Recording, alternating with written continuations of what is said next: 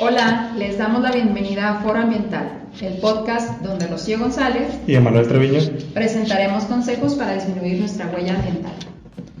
Y bueno, como estamos en el mes del orgullo LGBT+, nos pusimos a pensar qué tema estaría conveniente hablar aquí en Foro Ambiental.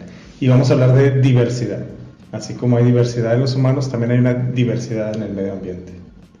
Y pues bueno, empezando con la primera pregunta, sobre qué es la diversidad y cómo podemos verla en el ambiente. Pues yo creo que la diversidad es esta multitud de especies que existen en toda la Tierra, ¿no? No somos solo nosotros los humanos los ocupantes de este planeta, ni los dueños, sino son 8.7 millones de especies que se calculan que viven en la naturaleza, viven en el agua, en el aire, en la tierra, sobre el suelo. Y bueno, nada más conocemos 1.3 millones de todas esas especies. Así es, y además de notarlos como individuos, pues también hay que ampliar un poquito a la diversidad de ecosistemas. Además de las especies, pues son la diversidad de ecosistemas terrestres, acuáticos que tenemos en el globo terrestre. Sí, ahí tú me puedes ayudar un poquito, Rocío, ¿qué es una especie? A veces como que tú eres la bióloga. Bueno, una especie es un grupo de organismos que comparten las mismas características anatómicas, reproductivas, fisiológicas, que pueden reproducirse entre sí, ¿no? Ok. Y este concepto también estoy pensando en lo de razas o sea, un perro pequinés y un perro labrador, ¿es la misma especie? Sí, sigue siendo la misma especie, con características que fueron determinadas por el mismo hombre, ¿no? A través de la domesticación. Ok.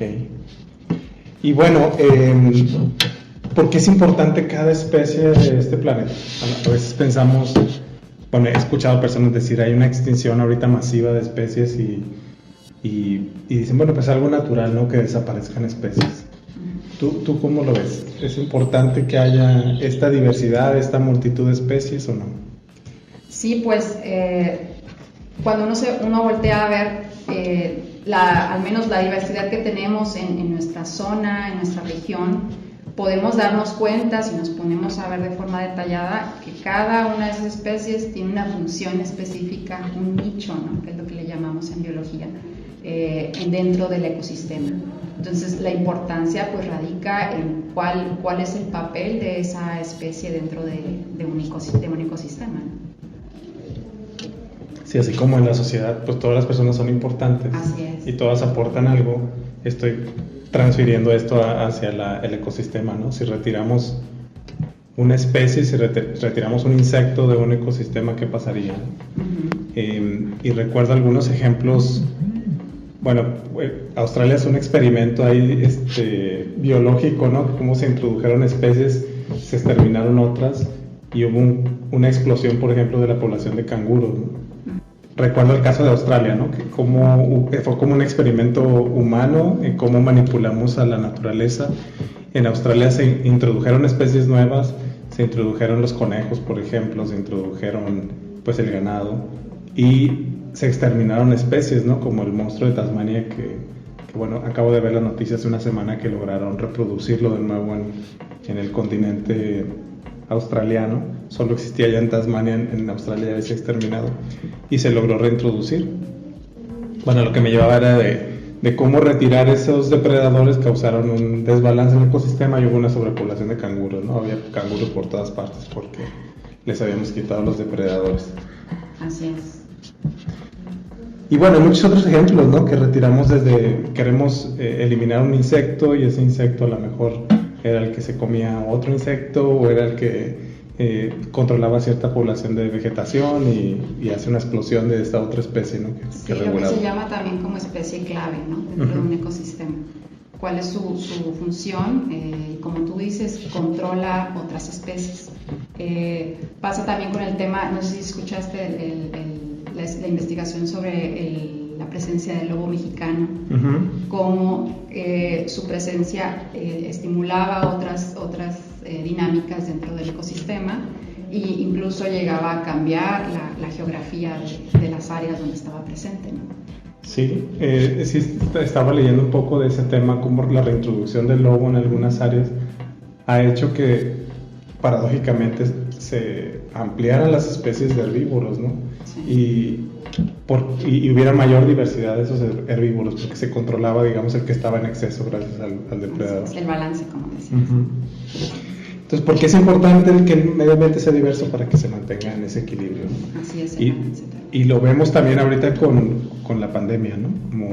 Como el retirar o el trasladar a una especie a otro lugar puede hacer que esos virus, esos microorganismos que son parte de la diversidad también, entren más en contacto con nosotros, ¿no? Y también la otra cuestión que vimos durante la pandemia, ¿no? El hecho de que el ser humano como especie también se retirara de ciertas áreas dio paso a que las especies que se encontraban naturalmente en esas regiones pues volvieran a tomar sus espacios, ¿no? Sí, recuerdo en marzo más o menos, ¿no? Que había muchas fotos en el internet de venaditos en medio de la ciudad, o que los elefantes se acercaban más a otras poblaciones, o que volvían a ciertas especies de mariposas a una región, o de pájaros, y hasta especies acuáticas, ¿no? Que ya habían dejado de acercarse a ciertas áreas. Es cierto.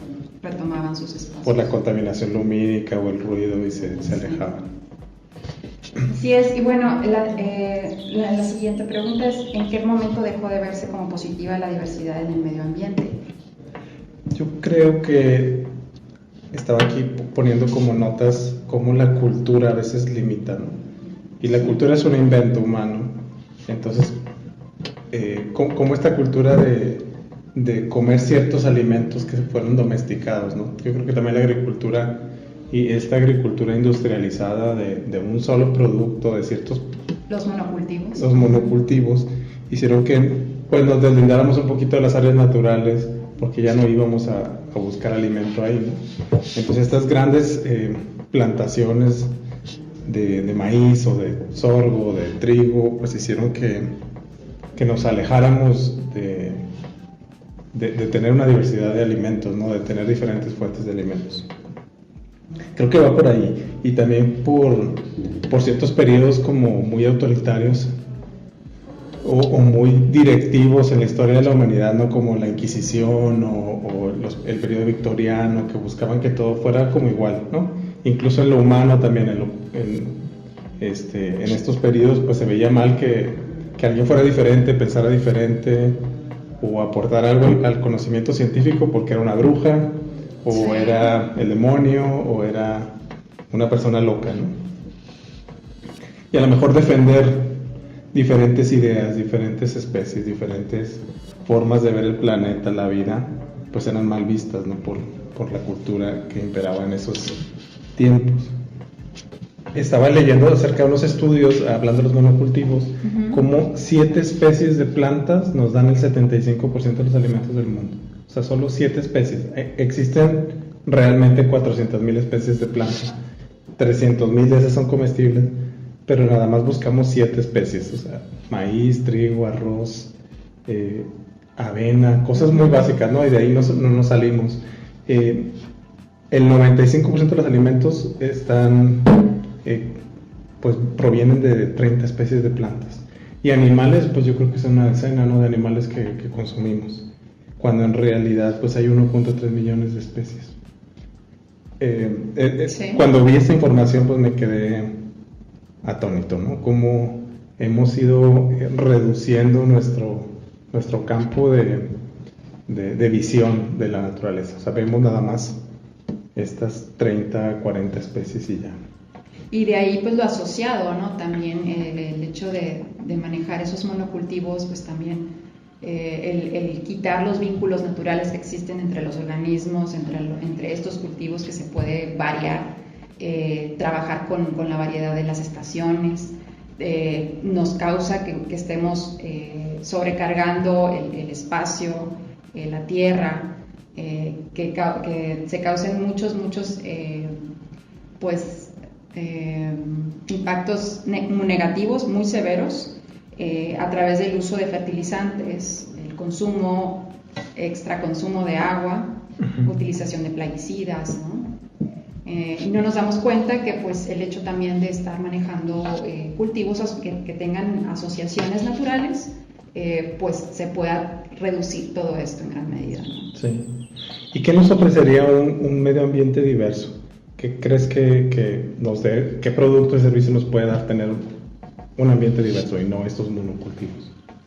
Pues yo creo que fuera de lo que ya estamos hablando, ¿verdad? Temas de variedad de alimentación, variedad de formas de hacer las cosas. Yo me quiero enfocar en formas de hacer las cosas, ¿verdad? Uh-huh. En la innovación, y la innovación a través de lo que podemos aprender de la naturaleza, ¿no? Esas estrategias que la naturaleza tiene por sí misma para balancear un ecosistema y todo el globo en sí, es precisamente ese aprendizaje de pues innovar y de estar copiando un poco. También había estado leyendo mucho y últimamente y los últimos años han habido también muchos estudios sobre cómo imitar las funciones que tiene la naturaleza para realizar estos balances, ¿no? Y yo creo que es esa enseñanza lo que más nos puede dar a nosotros el tema de la diversidad. Sí, recuerdo al doctor Otterpohl, el que me dirigió el tema de tesis. Uh-huh. Él decía que los procesos industriales debían emular los procesos de la naturaleza. Así que teníamos que volver a la naturaleza y aprender de ella cómo usar los microorganismos, o sea, toda la bioingeniería o la bioquímica, o sea, y aprender de lo que hace la naturaleza, porque es lo que está más perfeccionado, ¿no? Porque ahí hay una competencia constante todo el tiempo. Así es. Y yo creo que haciendo vinculación con todo esto nos vamos con la pregunta siguiente, ¿no? Que es, si lo contrario a la diversidad es la estandarización, entonces podríamos decir que no es bueno estandarizar al medio ambiente y los productos y servicios que nos provee. Definitivamente que no, ¿no? O sea, ya lo hemos hecho y no ha funcionado muy bien. Y no solo el medio ambiente, no hay que estandarizar nada, la forma de ver las cosas, la forma de hacer las cosas, hay diferentes ideas y creo que los sistemas humanos que han funcionado, como la democracia, tienen que ver con esto, con la discusión de ideas. Entre los sistemas humanos de producción que serían más sustentables o más exitosos serían los que tendrían que ver con la diversidad, es buscar tener plantaciones mixtas, como tú dices, ¿no? Como buscar otras formas de producir. Recuerdo un chef aquí en Monterrey que traía un programa muy interesante como un calendario de alimentación. Él lo veía desde el punto de vista económico, ¿no? Cómo ayudar a que las personas se alimenten bien, las familias de escasos recursos, pues es a través de un calendario de alimentación. O sea, hay cosas más baratas en ciertas épocas del año porque es lo que se producen. Uh-huh. Y como, pues, qué hay en el mercado en esa época y qué es lo más económico. Porque regularmente, pues, las personas que no tienen, pues, digamos, un ingreso alto, pues, consumen muchas pastas o consumen las Maruchan o consumen muchas cosas que dan calorías, pero no aportan nutrientes, ¿no? Entonces, él estaba haciendo un calendario como, ¿qué encuentro en enero, qué encuentro en febrero, en marzo, en abril? Y esto es observar la naturaleza, ¿no? Y aprender de ella. Sí, tener como un acercamiento biomimético, ¿no? Uh-huh. Esta biomimesis que precisamente es eso, ¿no? Emular lo que ya hace la naturaleza. Y por otra parte también es como perderle el miedo, ¿no? Perderle el miedo a lo diferente. Sí. Yo lo veo con mi hijo como le doy un alimento nuevo y como no es hamburguesa, entonces no me va a gustar, ¿no? O no es el taco de carne asada, entonces no me va a gustar. Como enseñar a estos otros alimentos. Así es.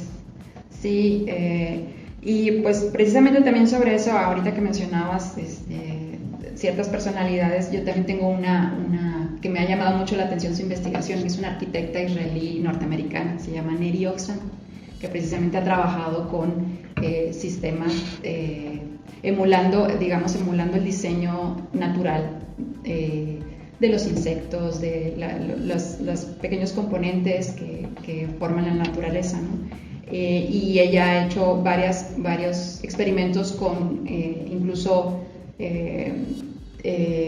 materiales para vestir al ser humano, uh-huh. Materiales para utilizar como mobiliario, etcétera. Entonces han sido cosas también muy, muy impresionantes, ¿no? El hecho de captar todo lo que existe ya en la naturaleza y realizarlo a través de bioingeniería para precisamente satisfacer las necesidades, ¿no? Y al mismo tiempo no generando estos residuos, viéndolo como una alternativa incluso para los plásticos, ¿no? Entonces, el hecho ese de voltear a ver la naturaleza, yo creo que es lo que más podemos ahorita captar, ¿no? en ese aprendizaje hacia nosotros, en la parte cultural. Sí, y como las primeras culturas, ¿no? Que sobrevivían con lo que había alrededor. Sí. O sea, no tenían, pues no había el acceso, ¿verdad? De traer algo de Europa o de Asia, sino era lo que había en la naturaleza y con eso había que vivir y ser creativos con ello, ¿no? Creo que este movimiento que hay ahora de consumo local tiene mucho sentido, no solo en el alimento, sino en los productos, en qué hay disponible y qué es sustentable consumir. Yo creo que para cerrar podríamos hablar un poco de, bueno, cómo lo hacemos, ¿no? Cómo contribuimos al fomento de la diversidad en el medio ambiente desde mi espacio, desde mi lugar. ¿Qué hago para que fomentar la diversidad y prevenir esta estandarización? Pues yo creo que primero sí acercarnos a conocer, ¿no? Observar bien siempre lo que tenemos alrededor, dónde estamos ubicados, qué es lo que tenemos cerca en cuestión de opciones para alimentarnos, opciones para vestir, opciones incluso para, un poquito lo platicábamos en el podcast anterior, ¿no? En el tema incluso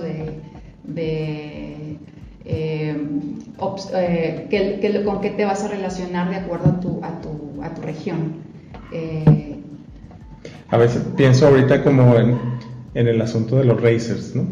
Como eso no es acercarse a la naturaleza, es no bajarte del mismo automóvil, ¿no? Ir a invadir con tu automóvil la naturaleza. Sí. Y pensando que eso es muy natural, ¿no? Pero pues lo natural es caminar. Yo creo que hay que caminar la naturaleza, respirarla, verla, escucharla para poder respetarla. Y segundo también, pues no dejar nuestras cosas en la naturaleza, creo que es algo básico. Sí. Y algo también muy importante, las especies invasoras, ¿no? Cómo hemos introducido especies que no son de la región, en lugar de buscar qué hay bonito aquí en esta región, ¿no? Como revalorar las especies locales, como acá en Nuevo León, la nacahuita, la nacua, la retama, la hierba del potro, tantas especies que hay bonitas como ornamentales. No necesitamos poner una planta asiática o africana, ¿no? Sí, claro. Como recientemente algunos de nuestros compañeros estaban muy emocionados cuando ocurrían las heladas y fuera ficus, ¿no? Limpieza de ficus. Sí, hay limpieza natural de todo lo que no pertenece aquí al ecosistema. Y yo creo que también hay, ya que estamos hablando de eso, pues está también cerrar con el tema de conservar, proteger, ¿no? La biodiversidad existente en nuestra región. Entonces, la importancia que tiene el respetar esos espacios protegidos, esas áreas naturales protegidas. Sin áreas naturales protegidas, pues no existe, ¿no? Una naturaleza sana, ¿no? No vamos a poder tampoco esperar que se proteja sola por sí misma. O sea, lo que decíamos la vez pasada, el planeta va a seguir con nosotros, sin embargo, nosotros pues somos los que ahorita tenemos que preocuparnos por nosotros mismos en este sentido, ¿no? Y necesitamos de esa diversidad. Sí. Entender que dónde estamos nosotros incrustados, ¿no? Como parte de la diversidad biológica. Sí, hay que visitar esas zonas protegidas, pero si las visitamos con responsabilidad. Sí, así es. Respetar los senderos, respetar que si llevaste algún producto, devolverlo a tu casa. Algunas personas creen que tiene que haber botes de basura cada 2 metros para poder tirar la basura en su lugar, pero la basura tú la trajiste. Lo mejor es ni siquiera generarla, ¿verdad? Sí.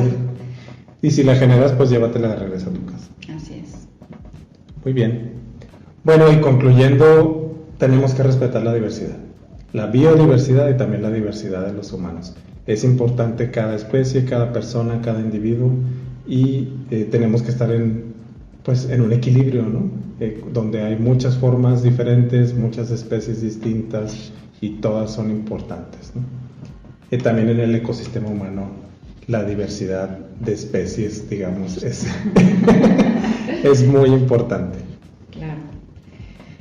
Y bueno, pues les agradecemos haber compartido con nosotros estos minutos de creación de conciencia en este foro ambiental.